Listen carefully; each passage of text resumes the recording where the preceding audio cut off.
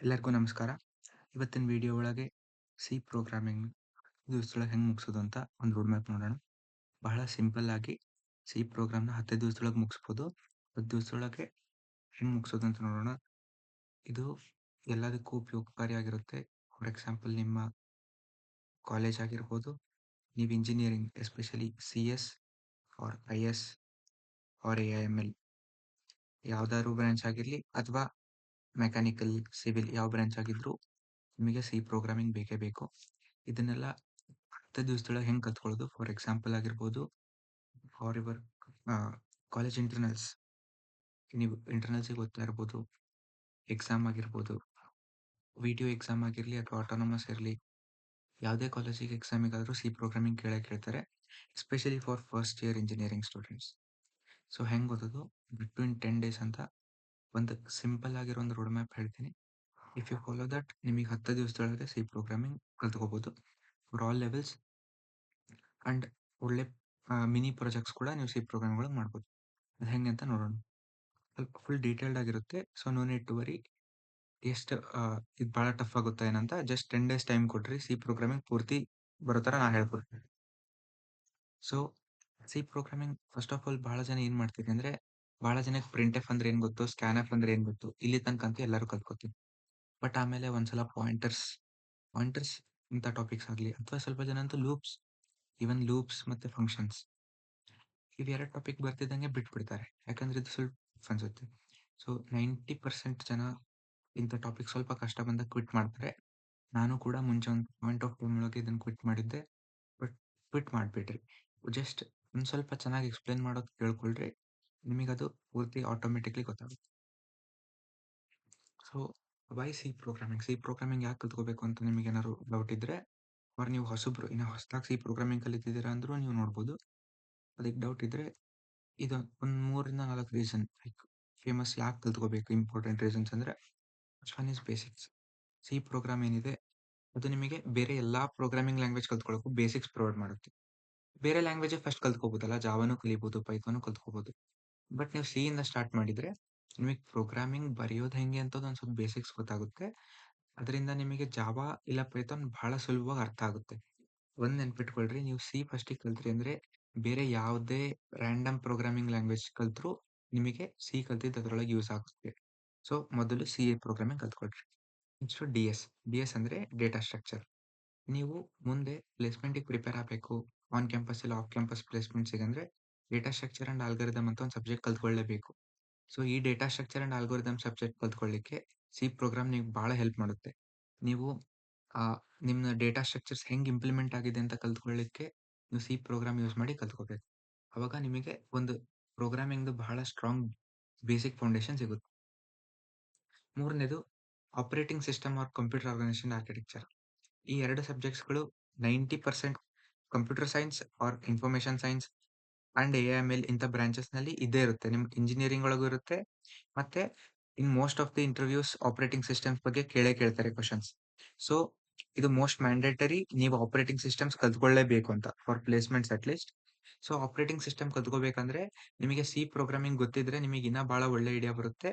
ನಿಮಗೆ operating system ಇನ್ನೂ ಚೆನ್ನಾಗಿ ಅರ್ಥ ಆಗುತ್ತೆ. 4ನೇದು ಬಂದ್ಬಿಟ್ಟು ಪ್ಲೇಸ್ಮೆಂಟ್ಸ್. ನಾವಾಗಲೇ ಹೇಳಿದ್ದೆ, ಒಂದ್ಸಲ ಸಿ ಪ್ರೋಗ್ರಾಮಿಂಗ್ ಕಲ್ತ್ರೆ ನೀವು ಅದನ್ನ ಬೇರೆ ಪ್ರೋಗ್ರಾಮಿಂಗ್ ಲ್ಯಾಂಗ್ವೇಜ್ ಯೂಸ್ ಮಾಡಕ್ ಕಲ್ತ್ಕೋಬಹುದು. For example C++. ನೀವು ಪ್ಲೇಸ್ಮೆಂಟ್ ಒಳಗೆ ಡೈರೆಕ್ಟ್ ಸಿ ಪ್ರೋಗ್ರಾಮಿಂಗ್ ಯೂಸ್ ಮಾಡೋದು ಬರಲ್ಲ. ನೀವು C++ ಇಲ್ಲ ಜಾವಾ ಇಲ್ಲ ಪೈಥಾನ್ ಅಂತ ಲ್ಯಾಂಗ್ವೇಜಸ್ಸಿಗೆ ಹೋಗಬೇಕಾಗುತ್ತೆ.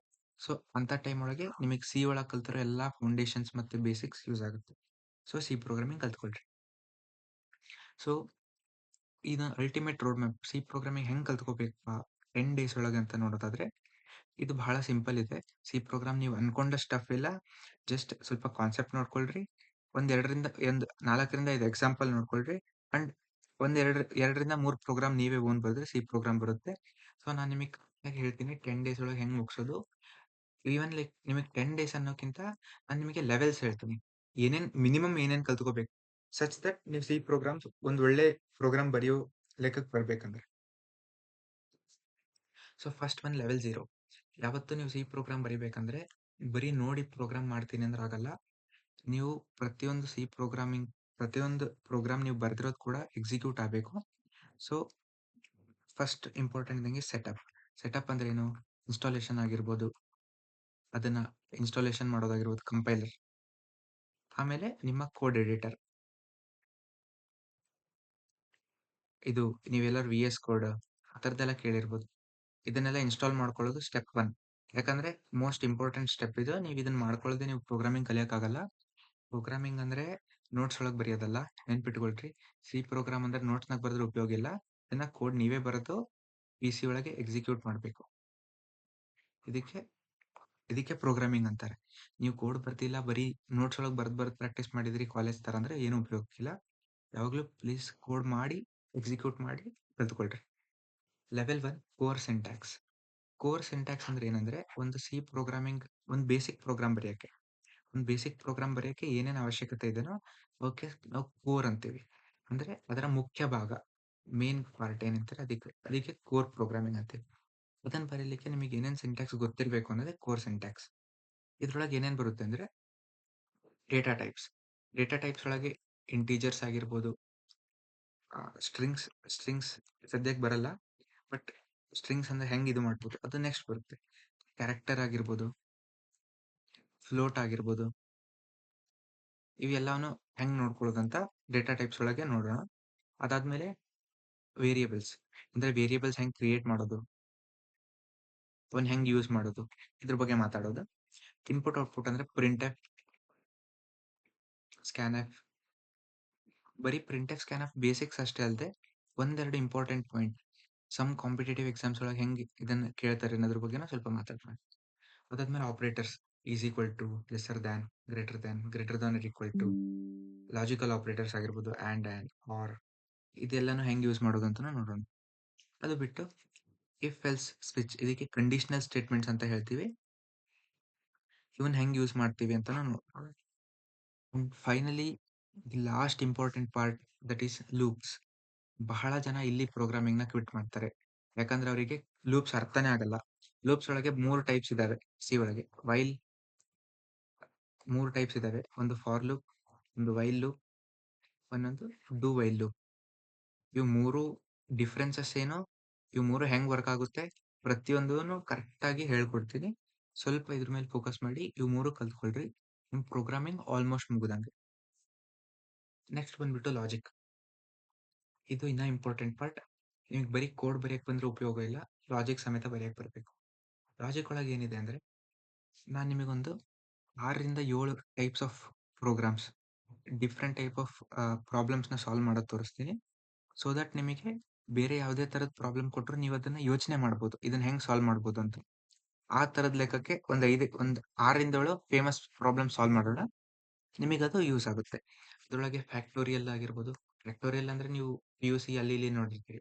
5 ಫ್ಯಾಕ್ಟೋರಿಯಲ್ ಅಂದ್ರೆ ಹೆಂಗ್ ಕ್ಯಾಲ್ಕುಲೇಟ್ ಮಾಡೋದು, 1 into 2 into 3 into 4 into 5, or else 5 into 4 into 3 into 2 into 1. ಇದನ್ನ ಹೆಂಗ್ ಕ್ಯಾಲ್ಕುಲೇಟ್ ಮಾಡೋದು. ಇಲ್ಲ ಕೊಟ್ಟಿರೋ ನಂಬರ್ ಲೆಟ್ಸ್ ಸೇ 33 ಅಂತ ಕೊಟ್ಟರು, ಇದು ಪ್ರೈಮ್ ಹೌದೋ ಇಲ್ಲ ಅಂತ ಪ್ರೋಗ್ರಾಮಿಂಗ್ ಒಳಗೆ ಹೆಂಗ್ ಕಂಡಕ್ಟ್ ಮಾಡೋದು. ಫಿಬೊನಾಕಿ ಸೀಕ್ವೆನ್ಸ್, ಯಾರಿಗಾರು ಗೊತ್ತಿಲ್ಲ ಫಿಬೊನಾಕಿ ಸೀಕ್ವೆನ್ಸ್ ಅಂದ್ರೆ 1, it will start from 0, 1, next 1, 2, ಈ ತರ ಇದೊಂದು ಸೀಕ್ವೆನ್ಸ್ ಬರುತ್ತೆ. ಅದನ್ನ ಹೆಂಗ್ ಫೈಂಡ್ ಔಟ್ ಮಾಡೋದು. ಅದಾದ್ಮೇಲೆ ರಿವರ್ಸಿಂಗ್ ಎ ನಂಬರ್. ನಿಮಗೆ ಒಂದು ನಂಬರ್ ಕೊಟ್ರೆ 1245 ಅಂತ, ಇದನ್ನ ವಾಪಸ್ ಇದನ್ನ ಹೆಂಗ್ ಮಾಡೋದು ಅಂತ ನೀವು ಪ್ರೋಗ್ರಾಮಿಂಗ್ ಯೂಸ್ ಮಾಡಿ ಹೆಂಗ್ ಮಾಡೋದು ನೋಡೋಣ. ಪ್ಯಾಲಿಂಡ್ರೋಮ್ ಅಂದ್ರೆ ಈಗ ಒಂದು ನಂಬರ್ ಇದೆ, ಈ ನಂಬರ್ ಫ್ರಂಟ್ ಇಂದಾನು ಸೇಮ್ ಇದೆ, ಬ್ಯಾಕ್ವರ್ಡ್ ಸೇಮ್ ಇದೆ. ಈ ನಂಬರ್ ಯಾವ್ದಾದ್ರು ನಂಬರ್ ಪ್ಯಾಲಿಂಡ್ರೋಮ್ ಹೌದೋ ಇಲ್ಲ ಅಂತ ಚೆಕ್ ಮಾಡೋದು ಹೆಂಗೆ. ಆರ್ಮ್ಸ್ಟ್ರಾಂಗ್ ನಂಬರ್, ಯಾವ್ದಾದ್ರು ಒಂದು ನಂಬರ್, ಇದೊಂದು ಸಪರೇಟ್ ಆರ್ಮ್ಸ್ಟ್ರಾಂಗ್ ನಂಬರ್ ಅಂತ ಬರುತ್ತೆ. ಇದ್ರ ಬಗ್ಗೆ ನಾವು ಪೂರ್ತಿ ಡೀಟೇಲ್ ಆಗಿ ಮಾತಾಡೋಣ. ಓಕೆ, ಈಗೆಲ್ಲ ಎಕ್ಸ್ಪ್ಲೇನ್ ಮಾಡ್ಕೋತಾ ಹೋದ್ರೆ ಟೈಮ್ ವೇಸ್ಟ್ ಆಗುತ್ತೆ, ಆಮೇಲೆ ಮಾತಾಡೋಣ. ಆಮೇಲೆ ಪ್ಯಾಟರ್ನ್ಸ್ ಆಗಿರ್ಬೋದು, ಪ್ಯಾಟರ್ನ್ಸ್ ಬಗ್ಗೆ ಮಾತಾಡೋಣ. ಇದು ಮೋಸ್ಟ್ ಇಂಪಾರ್ಟೆಂಟ್. ಈಗ ಒಂದು ಸ್ಟಾರ್ ಪ್ಯಾಟರ್ನ್, ಇಂಥದ್ದೊಂದು ಸ್ಟಾರ್ ಪ್ಯಾಟರ್ನ್ ಕೊಟ್ಟರೆ ಇದನ್ನ ಹೆಂಗ್ ಪ್ರಿಂಟ್ ಮಾಡೋದು. ಈಗೇನೋ ಟೆನ್ಷನ್ ತಗೊಳ್ಳೋ ಅವಶ್ಯಕತೆ ಇಲ್ಲ, ಪೂರ್ತಿ ಇನ್ ಡೀಟೇಲ್ ಆಗಿ ಕವರ್ ಮಾಡೋಣ. Okay, next functions. ಸಿ ಒಳಗೆ ಫಂಕ್ಷನ್ಸ್ ಬಹಳ ಇಂಪಾರ್ಟೆಂಟ್. ನೀವು ಮಾಡ್ಯುಲರ್ ಪ್ರೋಗ್ರಾಮ್ ಬರೆಯಕ್ಕೆ ಹೋಗ್ತೀರಿ ಅಂದ್ರೆ functions R most important. Functions ಬಗ್ಗೆ ಸರಿ ಕಲ್ತ್ಕೊಳ್ಳೇಬೇಕು. ಫಂಕ್ಷನ್ಸ್ ಒಳಗೆ ಏನೇನು ಕಲ್ತ್ಕೋತೀವಿ ಅಂದ್ರೆ ಬೇಸಿಕ್ಸ್ ಆಫ್ ಫಂಕ್ಷನ್, ಫಂಕ್ಷನ್ ಹೆಂಗ್ ಬರೆಯೋದು ಅದನ್ನೆಲ್ಲ ಕಲ್ತ್ಕೊಳ್ತೀವಿ. Next parameters. ಫಂಕ್ಷನ್ ಒಳಗೆ ಪ್ಯಾರಾಮೀಟರ್ಸ್ ಏನೇನು ಪಾಸ್ ಮಾಡಬೇಕು. ನಿಮಗೆ ಇದೇನೋ ಗೊತ್ತಿಲ್ಲ ಅಂದರೆ ಟೆನ್ಷನ್ ಇಲ್ಲ, ಎಲ್ಲನೂ ಹೇಳ್ಕೊಡ್ತೀನಿ. ಜಸ್ಟ್ ರೋಡ್ ಮ್ಯಾಪ್ ಒಂಥರ ಕಂಟೆಂಟ್ಸ್ ಇದ್ದಂಗೆ. Next return keyword, return use ಮಾಡಿ ಹೆಂಗೆ ರಿಟರ್ನ್ ಮಾಡಬೇಕು, ಏನೇನು ರಿಟರ್ನ್ ಮಾಡಬೇಕು ಇದ್ರ ಬಗ್ಗೆ. ನೆಕ್ಸ್ಟ್ ರಿಕರ್ಷನ್ ಬಗ್ಗೆ ಬಹಳ ಬೇಸಿಕ್ಸ್ ಕಲ್ತ್ಕೋತೀವಿ. ನಾನು ನಿಮಗೊಂದು 4 ರಿಂದ 5 ಪ್ರೋಗ್ರಾಮ್ ಹೇಳ್ಕೊಡ್ತೀನಿ. ಎಲ್ಲ ನಿಮಗೆ ಸ್ವಲ್ಪ ಬೇಸಿಕ್ ಅಂಡರ್ಸ್ಟ್ಯಾಂಡಿಂಗ್ ಕೊಡುತ್ತೆ recursion. Okay. Next arrays and strings. ಇದು ಮೋಸ್ಟ್ ಇಂಪಾರ್ಟೆಂಟ್ ಪಾರ್ಟ್. ಯಾಕಂದ್ರೆ ನೀವು ಇಲ್ಲಿಂದ ಮುಂದೇನು ಕಲ್ತ್ಕೋತಿರೋ ನಿಮ್ಮ ಡೇಟಾ ಸ್ಟ್ರಕ್ಚರ್ ಆಲ್ಗರಿದಮ್ಸ್ಗೂ ಯೂಸ್ ಆಗುತ್ತೆ. ಅರೇಸ್ ಒಳಗೆ 1D arrays, 2D arrays, strings, basic library functions. Basics library function ಅಂದರೆ ಒಂದು ಸ್ಟ್ರಿಂಗ್ ರಿವರ್ಸ್ ಮಾಡೋದು ಹೆಂಗೆ, ಈ ಥರದ್ದೆಲ್ಲ ಒಂದು ಸ್ವಲ್ಪ ಇಂಪಾರ್ಟೆಂಟ್ ಮತ್ತು ಬೇಸಿಕ್ ಫಂಕ್ಷನ್ಸ್ ಇದ್ದಾವೆ. ಅದ್ರ ಬಗ್ಗೆ ಹೇಳ್ಕೊಡ್ತೀನಿ. ಅದಾದಮೇಲೆ ನೆಕ್ಸ್ಟ್ ಬಂದುಬಿಟ್ಟು ಪಾಯಿಂಟರ್ಸ್. ಇದು one of the most important part. ನಿಮಗೆ ಪಾಯಿಂಟರ್ಸ್ ಗೊತ್ತಿಲ್ಲ ಅಂದರೆ C++ ಕಲಿಯೋಕ್ಕೆ ಬರಲ್ಲ. ಆ್ಯಂಡ್ ಬೇರೆ ಏನೋ ಅದರ್ ಅಡ್ವಾನ್ಸ್ಡ್ ಪ್ರೋಗ್ರಾಮ್ಸ್ ಒಂದು ಸಿ ಮಾಡೋಕ್ಕೆ ಬರಲ್ಲ. ನೀವು ಫಸ್ಟ್ ಇಲ್ಲ ಸೆಕೆಂಡ್ ಇಯರ್ ಒಳಗಿದ್ರಿ ಅಂದರೆ ನಿಮಗೆ ಪಾಯಿಂಟರ್ಸ್ ಬೇಕೇ ಬೇಕು. ಬಿಕಾಸ್ ಡೇಟಾ ಸ್ಟ್ರಕ್ಚರ್ ಕೋರ್ಸ್ ಒಳಗೆ ಲಿಂಕ್ ಲಿಸ್ಟ್ ಆಗಲಿ, ಇದು ಎಲ್ಲದಕ್ಕೂ pointers most important. Okay. So ನೀವು ಪಾಯಿಂಟರ್ಸ್ ಕಲ್ತ್ಕೊಳ್ಳೇಬೇಕು. ಇದೊಂದು ಮಾತ್ರ ಬಹಳ ಇಂಪಾರ್ಟೆಂಟ್ ಆಗಿ ಲಕ್ಷ ಕೊಟ್ಟು ಕಲ್ತ್ಕೊಳ್ರಿ. ಪಾಯಿಂಟರ್ಸ್ ಒಳಗೆ ಆ್ಯಂಡ್ ಆಪರೇಟರ್ ಮತ್ತು ಡಾಟ್ ಆಪರೇಟರ್ ಇವೆರಡರ ಬಗ್ಗೆ ಕಲ್ತ್ಕೋತೀವಿ. ಆ್ಯಂಡ್ ಅಂದರೆ ಆ್ಯಂಪರ್ಸೆಂಡ್ ಅಂತೀವಿ ಅದಕ್ಕೆ, ಡಾಟ್ ಯೂಶುವಲಿ ಡಾಟ್ ಅಂತ ಹೇಳ್ತೀವಿ. ಆ್ಯಂಡ್ ಪಾಯಿಂಟರ್ ಟು ಅರೇ, ಪಾಯಿಂಟರ್ಸ್ನ ಅರೇ ಜೊತೆ ಹೆಂಗೆ ಯೂಸ್ ಮಾಡೋದು, ಮತ್ತು ಪಾಯಿಂಟರ್ ಅರ್ಥಮೆಟಿಕ್ ಇದ್ರ ಬಗ್ಗೆನೂ ಡಿಸ್ಕಸ್ ಮಾಡೋಣ. ಇದಾದಮೇಲೆ ಸ್ಟ್ರಕ್ಚರ್ಸ್ ಆ್ಯಂಡ್ ಫೈಲ್ ಹ್ಯಾಂಡ್ಲಿಂಗ್. ಇದು ಇನ್ನೂ ಸ್ವಲ್ಪ quite advanced part, but structures is very important. Structures are very important for your data structures. And file handling, ನೀವು ಸಿ ಯೂಸ್ ಮಾಡಿ ಒಂದು ಫೈಲ್ ಹೆಂಗೆ ಕ್ರಿಯೇಟ್ ಮಾಡೋದು, ಆ ಫೈಲ್ ಒಳಗೆ ಡೇಟಾ ಹೆಂಗೆ ಆ್ಯಡ್ ಮಾಡೋದು, ಇದ್ರ ಬಗ್ಗೆ ನಾವು ಫೈಲ್ ಹ್ಯಾಂಡ್ಲಿಂಗಾಗಿ ಕಲ್ತ್ಕೋತೀವಿ. ಆ್ಯಂಡ್ ಫೈನಲಿ ಇದೆಲ್ಲ ಬೇಸಿಕ್ ಪ್ರೋಗ್ರಾಮಿಂಗ್ ಕಲ್ತ ಮೇಲೆ ನಾವು 4 ರಿಂದ 5 ಮಿನಿ ಪ್ರಾಜೆಕ್ಟ್ಸ್ ಮಾಡೋಣ, ವೇರ್ ನಿಮಗೆ ಪೂರ್ತಿ ಐಡಿಯಾ ಸಿಗುತ್ತೆ ಒಂದು ಸಿ ಪ್ರೋಗ್ರಾಮ್ ಹೆಂಗೆ ಬರೆಯೋದು ಆನ್ ಯುವರ್ ಓನ್ ಅಂತ. ಸೊ ಇದಿಷ್ಟನ್ನು ವಿತಿನ್ ನಾನೊಂದು ವಿಡಿಯೋ ಸೀರೀಸ್ ಮಾಡ್ತೀನಿ. ಅದರೊಳಗೆ such that there will be 10 videos, 10 videos ಇರುತ್ತೆ ಟೋಟಲ್. ನೀವು ಅದನ್ನು ದಿನಕ್ಕೊಂದು ವಿಡಿಯೋ ನೋಡಿದ್ರು will complete entire C programming in 10 days. ನಿಮಗೆ ಅಷ್ಟರೊಳಗೂ ಅರ್ಥ ಆಗಿಲ್ಲ ಅಂದರೆ literally you can challenge me. ಈ 10 ವಿಡಿಯೋ ನೋಡಿದರೆ ನಿಮಗೆ ಸಿ ಪ್ರೋಗ್ರಾಮಿಂಗ್ ಪೂರ್ತಿ ಅರ್ಥ ಆಗುತ್ತೆ ಅಂತ ನಾ ಗ್ಯಾರಂಟಿ ಕೊಡ್ತೀನಿ. ಸೊ ಇದು ಬೇಸಿಕ್ ಅಂತ ಹೇಳಲ್ಲ, it's A very decent level of road map. ನೀವು ಇಷ್ಟು ಕಲ್ತ್ರೆ ಸಿ ಪ್ರೋಗ್ರಾಮಿಂಗ್ ಪೂರ್ತಿ ಕಲ್ತಂಗೆ. ಅದರೊಳಗೆ ಬೇರೆ ಏನು ಡೌಟೇ ಇಲ್ಲ. ಓಕೆ, ಅದು ನನ್ನ guarantee. So this was all for the road map video. And ನೆನ್ಪಿಟ್ಕೊಳ್ರಿ, the next video will be the video series. ಪೂರ್ತಿ ಒಂದು C programming series video launch ಮಾಡ್ತಾ ಇದ್ದೀನಿ. Each and every video you will learn something new. There will be 10 videos. ನೀವು 10 video ದಿನಕ್ಕೊಂದು video ನೋಡಿದ್ರು you will learn ಪೂರಾ C programming in 10 days.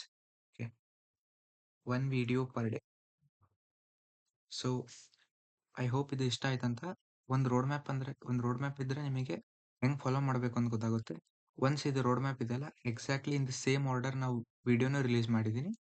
Please ಪ್ಲೇಲಿಸ್ಟಿಗೆ ಹೋಗಿ ಒಂದೊಂದೇ ವಿಡಿಯೋ ನೋಡ್ಕೊತ ಹೋಗ್ರಿ. ಏನಾದ್ರು ಡೌಟ್ ಇದ್ದರೆ ಕಮೆಂಟ್ ಸೆಕ್ಷನ್ ಒಳಗೆ ಹಾಕ್ರಿ. I will personally reply to all the comments and solve your doubts. So that was all for the first video. Thank you. ನಮಸ್ಕಾರ.